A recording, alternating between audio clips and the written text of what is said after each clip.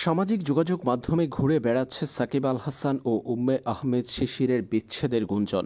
Bangladesh cricket ভক্তদের বিশাল একটা অংশ সামাজিক যোগাযোগ মাধ্যমে সাকিব শিশির দম্পতিকে নিয়ে বিভিন্ন পোস্ট করছে।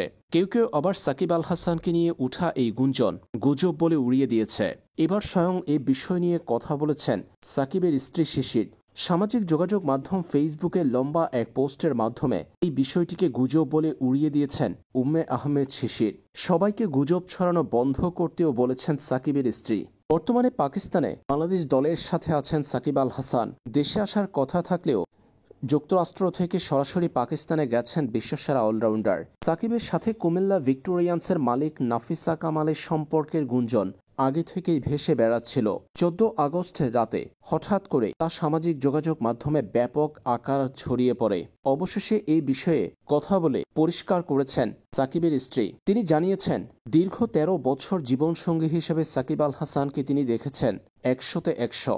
জীবনের বেশিরভাগ সময় স্বামীর সঙ্গে কাটান বলে স্বামী হিসেবে সাকিবকে 100-তে 100 দিয়ে গুজব বন্ধ করতে বলেছেন সাকিব স্ত্রী শিশির। বর্তমানে পাকিস্তান সফরে আছেন সাকিব আল হাসান। বাংলাদেশ দলের সঙ্গে পাকিস্তানের বিপক্ষে টেস্ট সিরিজ খেলার উদ্দেশ্যে যোগ দিয়েছেন তিনি। সেখানে বাংলাদেশের হয়ে 2 টেস্ট খেলার কথা রয়েছে সাকিব আল হাসানের।